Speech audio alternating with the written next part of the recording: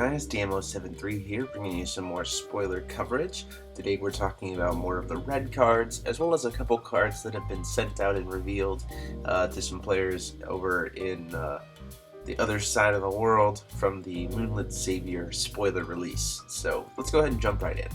So first up we have Keeper of the Past, Earther. She is Resonator Goddess, 3-drop. When this card enters your field, you may remove up to 2 cards in your graveyard from the game. If you do, it deals 200 damage multiplied by the combined total cost of those cards removed this way to target J/Resonator. And then as long as there are 10 or more cards in your removed area, this card gains plus 300 and target attack. So this card can become a 3-drop 11/11 target attacker who also burns something for a lot of damage, potentially burns something for a lot of damage when it kills something. So think about it this way: if you removed a 1-drop and a 2-drop, you deal 600 damage to something. That's a pretty significant amount of damage.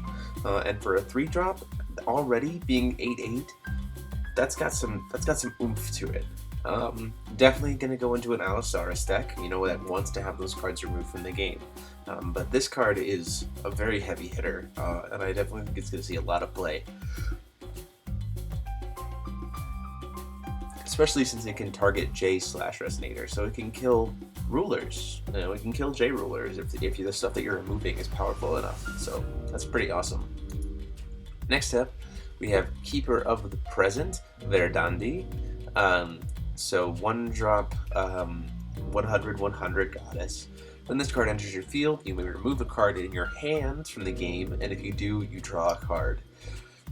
This is really, really good. You can get rid of a dead card in your hand, or say you're playing a Blazer deck, you can just take that Blazer and put him in the remove play and draw a card. And then if there are 10 or more cards in your removed area, this card gains 900, and First Strike.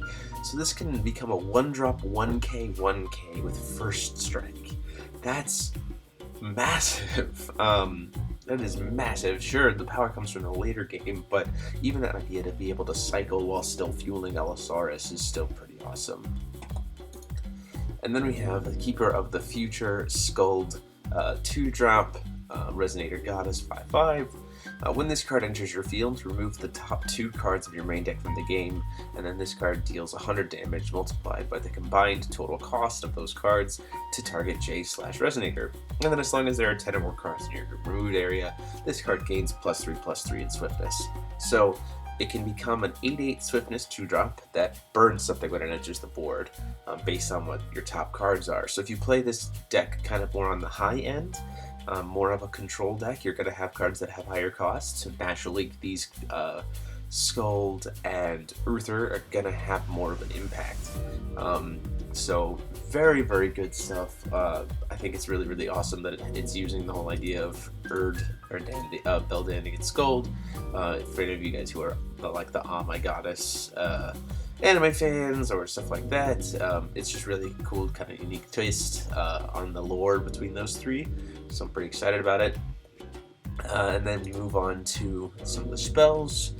Memory of Disappearance, 1-drop red. Put target card from your removed area into your hand. This is very good for Allosaurus. Say you remove something that you want to hold onto that you don't want in that removed area. You essentially just for 1 will can put it back in your hand. This essentially just means that his entire removed area suddenly kind of becomes his hand, for the cost of like 1 red will. So that's pretty good for Allosaurus, definitely, for sure, especially since you're trying to get more and more cards into your remove from game area. And then Torching the Timeline, 1-drop red. Spell chant instant. This card deals 100 damage to target Resonator for each card in your removed area. So it's going to become a 1-drop 12/12 burn spell if you're playing maximum, to try to make Allosaurus' flip as cheap as possible. Yes, it can't target J Resonators, but that's okay, just because of the fact that this can deal a lot of damage very quickly, especially with other stuff, especially as you're using these other cards that remove stuff from the grave. It quickly makes Torching the Timeline into something that can be very, very powerful. Following up, say you have, Keeper of Skuld. So say you have, 6 cards in your removed area, right? And then you play Keeper of remove 2 more, burn something for those costs, and then you follow it up with torching the timeline to burn something else. I mean, you just killed 2 creatures probably, while also putting a creature on board. That's really good for only 3 will. That's a big swing. So definitely this stuff is the kind of support that Alisar's needed to kind of see, you know, what kind of deck he could become. So that's it for the spoiler article stuff, and then we have these 2 cards. I'll click on this real quick. So we had Wall of Wind. So it is a 1-drop green spell. Cancel target spell unless a controller pays 1.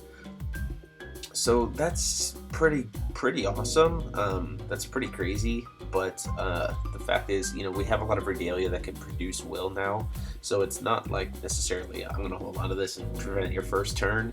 We definitely have ways to get around it, but it is still cool that we're seeing this new kind of cancel spell kind of stuff. And then the second one is Spacetime Anomaly. It is a blue-black, so it costs 1 blue and 1 black. Has Remnant, so you can cast it from your graveyard, which then makes Allosaurus be interested.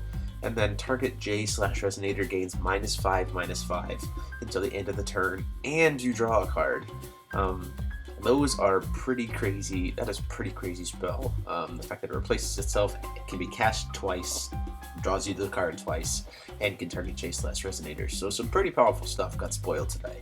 So let me know what you guys think in the comments down below. What kind of deck you would want to see. Does this mean that Allosaurus is going to be a powerful ruler, more powerful than we thought? I don't know, but we'll have to find out. So let me know in the comment sections down below. Like, comment, and subscribe as always. And until next time, this is DMO73 signing off.